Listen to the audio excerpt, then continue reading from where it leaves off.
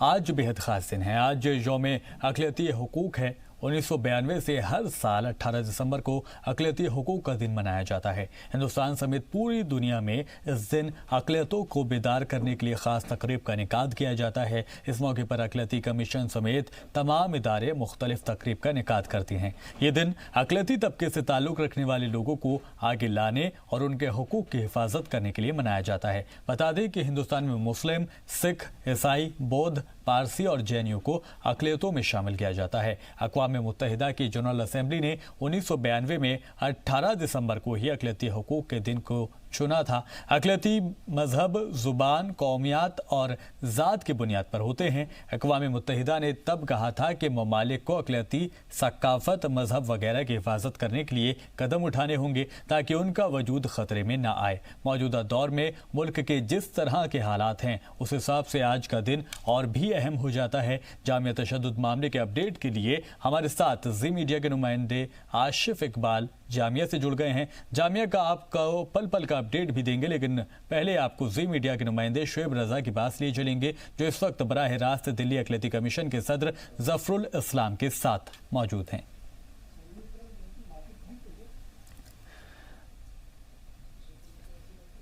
Cost also should be shared. जिस तरह से हम मुल्क के हालात देख रहे हैं उसमें और ज़्यादा अहमियत आज के दिन की बढ़ जाती है। हमारे साथ सीधे जुड़ चुके हैं हमारे साथ ज़फ़रुल इस्लाम साहब, दिल्ली माइनॉरिटी कमीशन के चेयरमैन हैं।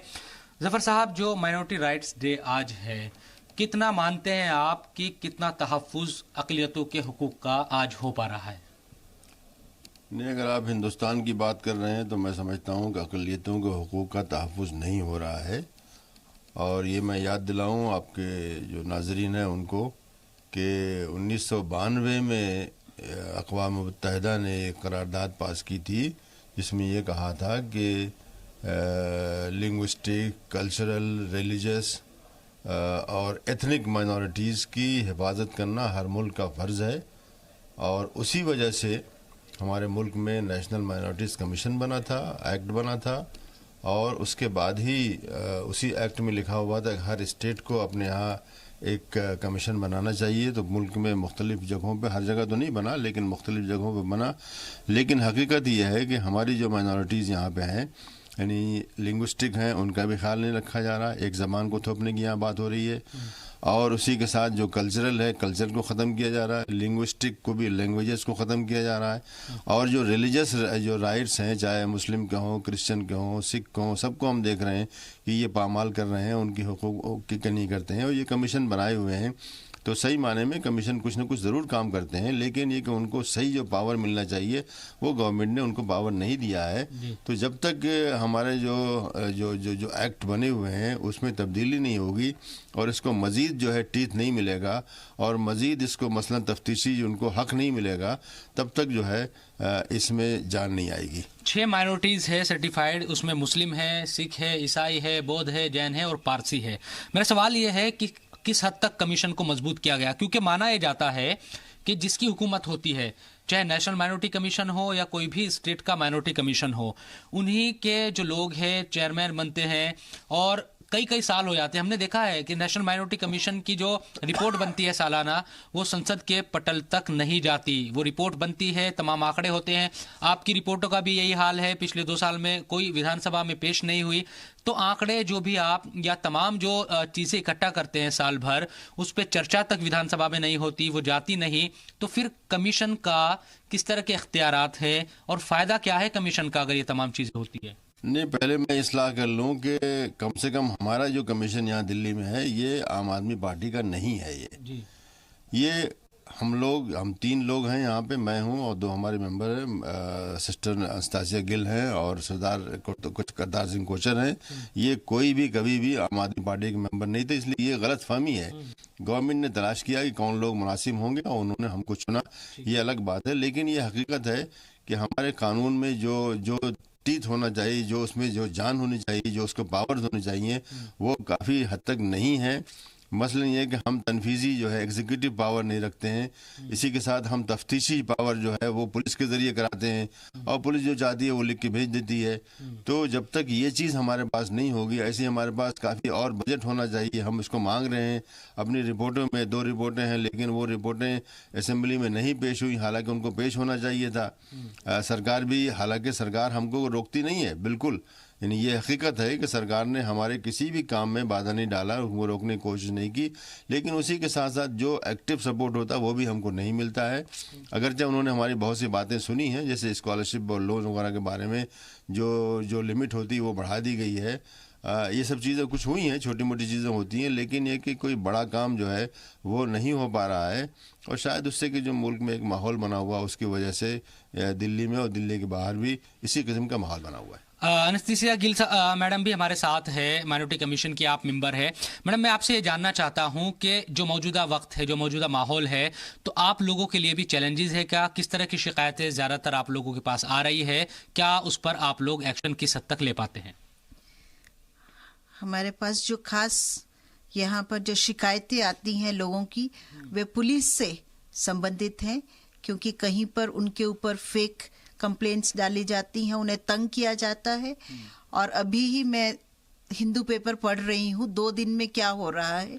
जिन लोगों को उठाया गया है वो कह रहे हैं हमें ये नहीं पता है कि मेरे बेटे को क्यों उठाया गया है।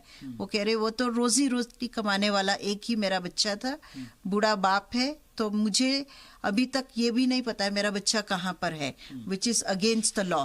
क्योंकि आप किस जुल्म में उसे ले जा रहे हैं कि ये एक बहुत ही बड़ी परेशानी माइनॉरिटीज़ के साथ में है। और जो 2-3 दिनों के अंदर जो दंगे हुए हैं उसमें काफ़ी सारे जो लोग हैं वो उन्हें कोई ऑफेंस का ही नहीं पता है और उनकी कोई उसमें भागीदारी भी नहीं है, उनकी उसमें कोई हिस्सेदारी नहीं है। वो तो चाहे अपने घर पर थे या वो अपनी दुकान पर थे और उन्हें उठाया गया है। तो इससे मुझे ये लगता है कि कुछ बेगुनाह जो लोग हैं उन्हें बिना मतलब के, बिना कोई जुल्म के उन्हें उठाकर उनके ऊपर एफआईआर हो रही है। तो ये एक बहुत बड़ा क्योंकि माइनॉरिटीज़ के ऊपर वे जिन एरियाज में ये हो रहा है, ये माइनॉरिटी का ही फेस बहुत भयानक फेस निकल कर आ रहा है, डरावना एक सिचुएशन बनी हुई है। सर, मैं आपसे जानना चाहता हूं अब कि जो पिछले 2-3 दिनों में हुआ है और एक तरीके से सीए या एनआरसी का जो मसला है, और हमने जामिया में देखा, कल सीलमपुर में, अभी मुस्तफाबाद से भी इस तरह की खबरें आ रही है। तो ये तमाम चीज़ें हैं, इसमें कमीशन का क्या रोल है? आप लोग क्या कर रहे हैं, दिल्ली माइनॉरिटी कमीशन? क्योंकि पूरा दिल्ली का जो क्षेत्र है राजधानी का, वो आपके एक तरीके से कहे कि आप वहाँ पर नोटिस जारी कर सकते हैं, तमाम चीज़ें आपको अधिकार है उस चीज़ का। देखिए, हमने बहुत ज़्यादा अपना प्रोपेगेंडा नहीं किया, लेकिन हकीकत ही यह है कि 25 तारीख को जो हुआ और 26 तारीख की सुबह को 3 बजे जो बच्चे छूटे गए, वो हमारे ऑर्डर की वजह से छूटे गए हैं। ये मौजूद है। ये आपने ऑर्डर उसी रात को निकाला? बिल्कुल उसी रात को हमने निकाला। एक ऑर्डर जो है एक तकरीबन 9-10 बजे निकाला होगा कि आप इनको फ़ौरन ट्रीटमेंट दीजिए। और उसके बाद जब हमने देखा तो उसके बाद एक और अर्जेंट ऑर्डर हमने निकाला, उनको कहा कि आप उनको या तो छोड़िए या उनका प्रॉपर इलाज कीजिए। और ख़ुद मैं गया, रात को 2 बजे तक मैं वहाँ पे खड़ा रहा बाहर में, और एसएचओ जो कालका जी है उसको मैं पर्सनली बोल करके आया हूँ कि तुम जिम्मेदार होगे, अगर इनके ऊपर कुछ भी इनकी जो चोट लगी हुई वो ख़राब होती है तो तुम पर्सनली जिम्मेदार होगे। उसके बाद उन्होंने रात को 3 बजे छोड़ा है, तो हम मुस्तकिल एक्टिव थे, मैं वहाँ मौजूद था वहाँ पे। और उसी के साथ अगले दिन भी हमने, जब जाफराबाद में हो रहा था, तो हमने यहाँ से एसएचओ को बहुत ही सख्त वार्निंग दिया कि अगर तुम्हारे यहाँ कोई भी कोई दंगा फसाद होगा तो तुम जिम्मेदार उसके होगे। और ये लिख करके भी उसको व्हाट्सएप से भेजा गया। तो हम लोग एक्टिव हैं, हंगामा नहीं कर रहे हैं, लेकिन पूरी तरह से एक्टिव थे और समझ रहे थे। और अब भी हम लोग जो है, अभी कल हम जो है शो कॉज नोटिस भेज चुके हैं कालका जी एसएचओ को भी और न्यू फ्रेंड्स कॉलोनी एसएचओ को भी, इसलिए कि बहुत सी चीज़ें हुई हैं उनके बारे में मालूमात हमको चाहिए। और उसी तरह से हमने अभी ये फैसला किया है कि एक फैक्ट फाइंडिंग कमेटी भी हम बना रहे हैं। जो कि 10-15 दिन के अंदर एक प्रॉपर रिपोर्ट पेश करेगी कि हुआ क्या, सीक्वेंस क्या था, कैसे हुआ, जो वायलेंस हुआ वो कैसे हुआ, बस किसने जलाई, और वहाँ पे एक रेड शर्ट में एक आदमी जो मार रहा है एक सिविलियन पुलिस के साथ, वो कौन है, इसलिए कहा जा रहा है कि वो पुलिस का आदमी नहीं था, कोई और दूसरा था, और कौन था वो। तो ये सब बातें जानने के लिए और पिन पॉइंट करने के लिए जिम्मेदारी किसकी थी, ये उसका काम होगा। यानी कि आप ये कह रहे हैं कि जो दिल्ली में पिछले कुछ 2-3 दिनों में हुआ है उसकी फैक्ट और फाइंडिंग एक रिपोर्ट तैयार करेगा दिल्ली माइनॉरिटी कमिशन, और वो शाया की जाएगी। जी हाँ, जी हाँ, जी हाँ, बिल्कुल। एक चीज हम ये भी जानना चाहते हैं, क्योंकि सवाल ये उठते हैं कि स्टेट, जिस तरह से मैंने पहले भी कहा कि ये सेलिब्रेट एक तरीके से करने का दिन था आज का, कि 18 दिसंबर है, माइनॉरिटी राइट्स डे है, लोगों को बताया जाए कि जो माइनॉरिटीज़ है जिस भी मुल्क में, कि आपके हक क्या है, हुकूक क्या है, ये तमाम चीज़ें। तो लेकिन मैं देख रहा हूँ कि आज इस तरह से सेलिब्रेशन का तो छोड़िए, आप एक तरीके से कहे कि जो मुल्क में जो हालात बने हैं या तमाम चीज़ें हैं उसको लेकर कहीं ना कहीं सवाल उठा रहे हैं। नहीं, देखिए, आज जो हालात हैं, बल्कि कल परसों से जो हालात हैं, उसमें सेलिब्रेशन को कोई मौका ही नहीं मिलता है। कि अक्सर जो है कॉलेजों को ऑर्डर दिया जा रहा है कि आप बंद करो, यूनिवर्सिटीज़ को ऑर्डर दिया जा रहा है आप बंद करो, मदरसों को ऑर्डर दिया जा रहा है कि आप बंद करो अपने मदरसों को। भाई, मदरसों के अंदर लोग वहाँ कहाँ कहाँ से आगे पढ़ते हैं, यूनिवर्सिटीज़ में कहाँ कहाँ से आगे पढ़ते हैं, आप उनको रात को इस ठंडक के अंदर निकाल देते हैं, तो ये बहुत बड़ा जुल्म है। फिर सेक्शन 144 जो है नाफिज कर दी गई बहुत से मुस्लिम एरियाज़ में पूरे मुल्क में, ताकि वो लोग निकल ना सकें और इसके खिलाफ एहतजाज न कर सकें। तो ऐसे माहौल में कैसे कोई सेलिब्रेट कर सकता है? सेलिब्रेट करने का तो मौका ही नहीं है। अलबत्ता आम हालात होते ज़रूर करते, वो पहले भी करते थे, लेकिन इस साल मैं नहीं समझता कोई सेलिब्रेट करने वाला, इसलिए कि हालात ही ख़राब है। अच्छा जफर साहब, एक जिम्मेदार पद पर आप हैं, मैं आपसे भी जानना चाहता हूं, जो CAA और NRC का जो मसला है, आपको क्या उसमें कमी नज़र आती है, या लोगों को वाकई, क्योंकि गृह मंत्री ये कह रहे हैं, वज़ीर दाखिला भी और PM के ज़रिए भी ये कहा गया है, गृह मंत्री ने तो संसद में भी कहा, वो लगातार TV पर भी कह रहे हैं कि इससे मुसलमानों को घबराने की ज़रूरत नहीं है, जो भी मुस्लिम हिंदुस्तान के हैं उनको कहीं नहीं ले जाया जाएगा, उनकी नागरिकता यहीं की है, उनका पूरा, उनकी सुरक्षा, उनकी हिफाजत की जाएगी, ये तमाम चीज़ें वो कह रहे हैं। तो इसको आप कैसे देख रहे हैं, इन तमाम चीज़ों को? देखिए, हम इस तरह से देख रहे हैं कि ये हिंदुत्व का एक एजेंडा है जिसमें कि माइनॉरिटीज़ को भी, मुस्लिम और क्रिश्चियन ख़ास तरीके से, इनको तंग करना इनका काम इनका है। और बहुत सी चीज़ें अभी जो है ट्रिपल तलाक की हुई है, अभी कश्मीर का जो 370 जो बिला वजह बगैर पूछे हुए उसको ख़त्म किया गया है। और इसी तरह की उनके और भी कॉमन सिविल कोड की बात कर रहे हैं, और बाबरी मस्जिद का फैसला करवा लिया। बहुत सी चीज़ें इस तरह से जिसने कि लोग परेशान हैं, और ये मैं समझता हूँ कि हिंदुत्व का एजेंडा है जिस पर काम कर रहे हैं। और कोई ज़रूरत नहीं थी, शरीयत का मसला जो है कौन नहीं जानता, लोगों के पास पासपोर्ट है, लोगों के पास आधार है, लोगों के पास वोटर ID कार्ड है। इस सब के बाद आपको एक और नया मसला पूरे मुल्क को जो है यानी परेशान करने का, पूरे मुल्क में परेशान लोग हैं, कागजात जमा कर रहे हैं, उसके लिए अपनी ज़मीन बेच रहे हैं, 1-1 लाख रुपए में कागजात हासिल कर रहे हैं। आप क्यों लोगों को तंग कर रहे हैं? इससे पहले आप नोटबंदी करके लोगों को तंग कर चुके हैं और पूरे मुल्क को जो है खड़ा कर चुके हैं। अब दोबारा जो है पूरे मुल्क को कई साल तक आप खड़ा करेंगे, और उसमें रिश्वत का बाजार गर्म होगा। कितने तहसीलदार, कितने लोग उसमें जो है, जो अफसर होंगे, वो सब लोगों से पैसे हटेंगे। और उसके बाद अगर मालूम हो गया, जैसे अभी आसाम में हुआ है, वहाँ पे 20 लाख लोगों को आपने बाहर कर दिया है, ये कहाँ जाएंगे?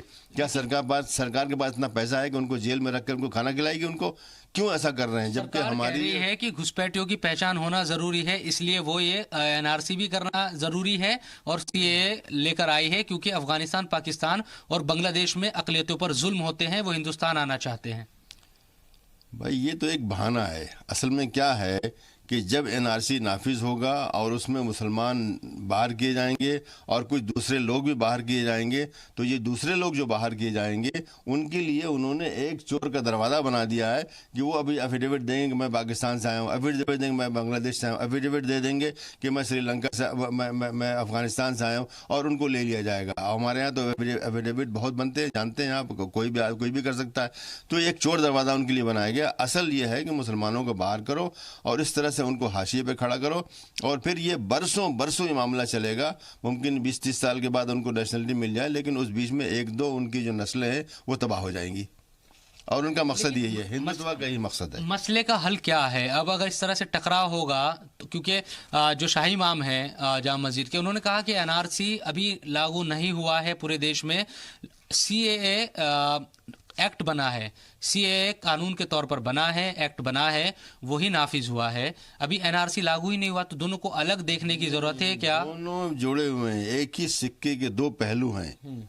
एनआरसी के तहत जो लोग बाहर किए जाएंगे, सीएए के जरिए वो अंदर किए जाएंगे, लेकिन मुसलमानों को नहीं किया जाएगा। सारी दुनिया जान रही है, अक़वाम मुत्तहिदा जान रही है, अमेरिका की फॉरेन मिनिस्ट्री जान रही है, और यूरोपियन यूनियन जान रही है, सारे बड़े बड़े पर्चे जो हैं न्यूयॉर्क टाइम्स ही जान रहा है, सब लोग जान रहे हैं। इसलिए कि हमारा यहाँ का तो आप प्रेस खरीद सकते हैं, लेकिन बाहर के प्रेस को नहीं खरीद सकते, उनके दिमाग को नहीं खरीद सकते। वो जान रहे हैं, और हकीकत यही है कि ये मुसलमानों को तंग करने के लिए बनाया जा रहा है, बस कि उनको 10-20 साल इतना तंग करो कि वो और पीछे चले जाएं। जबकि सच्चर कमेटी कह रही है कि वो दलितों से पीछे जा चुके हैं। ये आज नहीं, 2007 में ही कह चुकी है, और आज हम 2019 में हैं। तो पिछड़ों को और भी पिछड़ा बनाना, यानी उनको मोची बनाना, उनको रिक्शा पुलर बनाना, उनको ड्राइवर बनाना, उनको दरबार बनाना, ये एक पूरा मकसद है। और ये हिंदुत्व का कोई पुराना नहीं है, कोई हम आज कोई थोड़ी देख रहे हैं, बल्कि लेकिन गृह मंत्री ने मना किया है कि उनकी कोई ऐसी मंशा नहीं है कि हिंदू राष्ट्र या इस तरह की, उन्होंने बिल्कुल साफ इनकार किया है। गृह मंत्री का हम एहतराम करते हैं, लेकिन अमित शाह जो है, इनकी बहुत लंबी हिस्ट्री है, और इसकी जो है, ये लोग जो है गुजरात में जो फसाद करा चुके हैं बहुत बड़े। नहीं, हकीकत है, हम नहीं, उसके बगैर नहीं दे सकते। हम उसकी तस्वीर वहां से शुरू होती है, गुजरात के राइट से शुरू होती है, जो इतनी हत्याएं हुई, इतने मारे, दोषी नहीं पाया। नहीं, वो तरीका देखिए, अदालत को जो है ना, बहुत तरीके हैं, और ये सब जो है आ चुका है। बाबू बजरंगी ने वीडियो में, तहलका की वीडियो में कहा था कि मोदी जी बदलते रहे जज, यहाँ तक कि मुझे जमानत मिल गई। तो हम उस पर यकीन नहीं रखते हैं।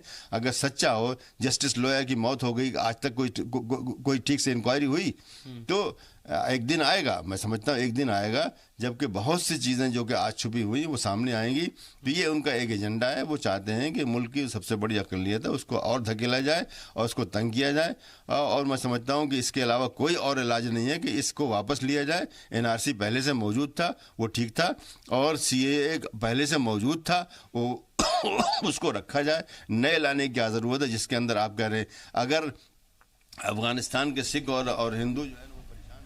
आशिफ, बहुत शुक्रिया, आपने सीधे तौर पर बात की। अक़लियती कमीशन के जो सदर हैं ज़फ़रुल इस्लाम से, उनसे कई अहम इशूज़ को लेकर बातचीत की गई। हालांकि ज़फ़रुल इस्लाम ने भी इन बातों का जवाब दिया। बहुत शुक्रिया तमाम जानकारी के लिए आपका। तो आज बेहद ख़ास दिन है, अक़लियती का जो अधिकार है उसका दिन आज मनाया जाता है। पिछले 1992 से इस दिन को मनाया जाता है।